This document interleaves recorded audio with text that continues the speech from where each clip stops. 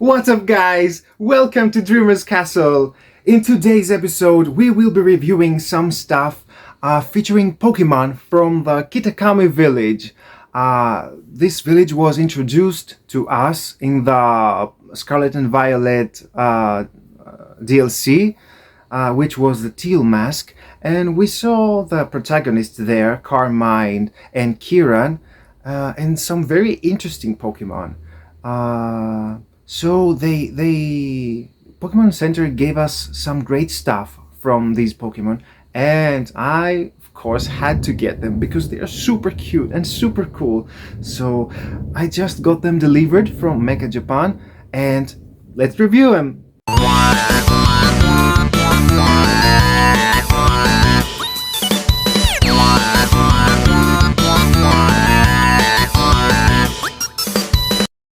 We'll start off with an amazing Pokemon. The most interesting Pokemon actually that was introduced to us in the DLC, for me of course, it was Dipplin, another evolution of Applin. This Pokemon is super cute. Actually the plush is much larger than I expected it to be. You can probably tell that it is quite chunky. The interesting fact about this Pokemon is that there are actually two Applins inside. If you haven't seen how Applin looks, here is a picture of it.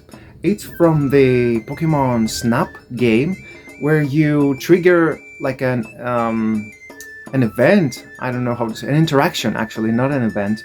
That Applin falls from the tree that is like dozing off there, and falls off the apple that it kind of lurks inside. So yeah, you can probably see its true form without the apple. So in Dipplin there are two Applins. The first one is right on the top with this long horn, a stick, I don't know, popping off this apple, and the other one has actually its tail out of the body, so its head is somewhere here in the apple. Very interesting fact. I didn't think about this. I actually had to look it up in the Bulbapedia trivia stuff when I first saw this Pokemon, and it was a very interesting fact for this one. So yeah, about the plush, it is quite chunky, of course, as I told you. It is amazing. The colors are amazing. It has this darker red shade and the lighter one, which is like scarlet or something. The the eyes are super funny. These are the distinct eyes of Applin and the Applin family. All of them have these weird eyes that look so funny, and I love every single member of the Applin family. Actually, let me show you the Appleton plush that you have probably seen before, but I cannot show it to you again. Just look at those eyes. Check them out. It is the same look. It's super funny, and I love the Applin family, guys. All of those Pokemon are super well made, and I actually saw some leaks for the next set that will be Surging Sparks, I believe, in English, and it will have some illustration rares of Flapple and Appleton. I was super excited for them. I can't wait to get those cards. They are amazing. But let's talk about Dipplin right now. So yeah, it's a very cool Pokemon, and I actually miss Applin plushes.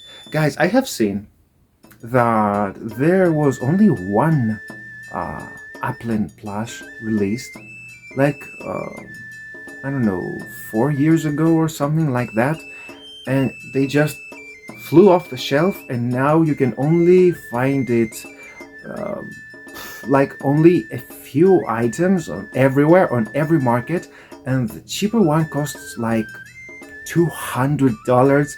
and it's like very small plush. It's like holding an apple in your hand. It's super small and costs like $200, and they're super rare. So yeah, this one looks very similar to Applin. I had to get it, of course.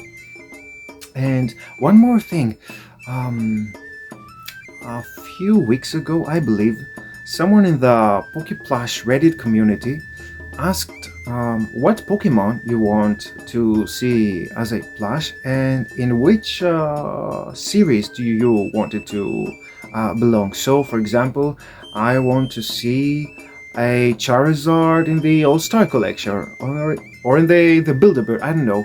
And actually, I my mind went right into Applin. I had to choose Applin, so my choice was Applin in the Mochi Richie series. If you have watched my past video, you know that Mochi Richie and Build-A-Bear plushes are my total favorite ones. They are the best series ever. So imagine like having a big Applin plush like this big and super squishy. Now you may not know it how the Mochi Richie plushes look. Let me give you an example in Marill. I have it right here. So if you don't know them by name, you may know them by the looks of it. Those are the Mochi Richie plushies. They are large and super squishy and very soft, of course. So imagine the size of this in an Applin. It would have been like the pre-orders would have been out of stock immediately. So yeah, I'm wishing for this Applin Mochi Richie. Please. I mean, Jirachi heard me with the past Paradox Pokemon. I can't wait for this plush to be made. And of course I'm praying for Hydra, right? Although I have a feeling that soon we will be having news for a Hydrapple and hopefully for an Archaludon, because we got plushies from the first part of the DLC, the Teal Mask, but we actually got none from the Indigo disc. I mean, apart from Terrapagus, of course, which was released like a year ago. But yeah, I believe we will be having Hydrapple as a plush. So that's why I'm not wishing for that, because I'm kind of sure that we will be getting this one. We also want an Applin plush. If not a Mochi Richie, I don't know. We want Applin. Please give us Applins. Please. Of course, the Dipplin plush was not the only thing that I got from this family. I also got these amazing keychains with Dipplin and Hydrapple. Yeah, you can't see them so clearly. Yeah, that is a better look for them. I mean, the keychains from the Pokemon Center are like tiny. You can probably tell this is my index finger, and you can probably tell that it is very small. So here they are. I mean, without the ring light, you can probably see them better. Yeah, they are very small but very detailed and super cool. I also got some packs of sleeves because lately I'm going all the more frequently to the local tournament with the card game. So I decided I should be getting some cool sleeves, and the first one is the festival sleeves. It's how I call them. I don't know the official name for this one. They feature Dipplin, Blood Moon Ursaluna, and Sinistcha. So they are super cool. I actually have, if you know the Pokemon card game, I have a deck which is based on Dipplin and Thwackey, and the card Festival Ground, which makes Dipplin attack twice every turn. And it's very specific to the theme of Dipplin being two Avlins, so it's a very fun deck. And now that I have the sleeves, it will be super themed. And one more pack of sleeves that I got that are super cool is the Hydrapple sleeves, guys. They are amazing. I can't wait for Stellar Crown to be released and finally make a deck with Hydrapple that I want to see as a card. As I told you before, I love all the Applin family, and now that we have Hydroball as a card, and it actually looks amazing, guys. So I can't wait to have this card, and I can't wait to play this Hydroball deck. The next plush that I got is the Blood Moon Ursaluna. It's a very, very cool plush. The looks, of course, are super intimidating of it. I mean, take a look at this. The first time I saw this Pokemon, I saw this eye that is, I don't know, patched up. It has like, had an injury or something, I don't know. It looked very menacing to me. Very intimidating. Much more than actually Ursaluna, which looks kind of a sleepy. I don't know, it has this look on its face. Blood Moon Ursaluna like is super angry. This Blood Moon on its forehead is amazing, guys. The plush is super cool. Of course, here Ursaluna is standing, unlike the original counterpart. This tail that is like a ball shaped is amazing. And the back, of course, has those spikes. I don't know how these are supposed to be called. On its back, it's a great plush, very detailed. Look at those teeth right there. They are awesome. They are stitched, right? They are not of felt. So yeah, it looks very menacing. And actually, let me compare it to the original Ursaluna that I have right here. So yeah, let's compare those two. One thing that I noticed is the brown on its body, on the Blood Moon Ursaluna, is kind of a lighter brown than the actual one, the original Ursaluna. I mean, look at those eyes that I told you. Let's compare them. Check out Ursaluna and the Blood Moon one. This looks so much angrier and intimidating. Yeah, the size is similar, I guess. This one is on its 4 legs. This one is standing.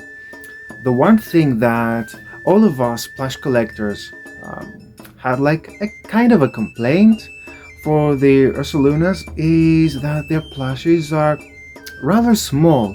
I mean, Ursaluna is like a huge bear, supposed to be like a big Pokemon, and the plush is like, yeah, it's medium-sized. I mean, let's compare it to Dipplin, right? Which Dipplin is supposed to be like a candy apple. Now, let's compare those two. I mean, it's not a huge difference. They could have made them like kind of this big. I don't know. They would have been, of course, pricier, but I don't care. I want good plushies. I don't care about the money. So yeah, they could have given us bigger plushies, but they are cool as well. The final plush I have for today is Sinistcha, which looks kind of a messy haired, if this is supposed to work like hair. This thing that it stirs the matcha. I don't know what it's supposed to be called.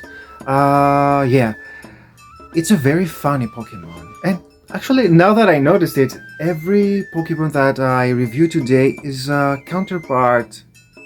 Is like a counterpart or a member of a family of another Pokemon. This one is a counterpart of Poltergeist. Yeah, and Blood Moon Ursaluna from Ursaluna. Yeah. So yeah, we have counterparts today. What I really like about this Pokemon is if you have played the Scarlet and Violet games, you have seen that its signature move is called a Matcha Gocha, I believe. And the way he uses the move is like it stirs itself around this cup and throws like hot matcha on opponents. And I loved it when I saw that animation. It is actually one of the few good animations that we had in Scarlet and Violet, and I was super excited to have this guy in my hands and like make it like this, stir it like this way, and like make it similar to its animation. So it's a very funny Pokemon. You see that the look on its face is similar to Poltergeist. It has those swirly eyes. And the other cool stuff is this pattern. It's like a smiley face. Uh, One thing that I found kind of a weird is those holes. They are stitched to the green body, of course. There's one here, one there, two holes, and of course one on the bottom where the feet are poking out of it.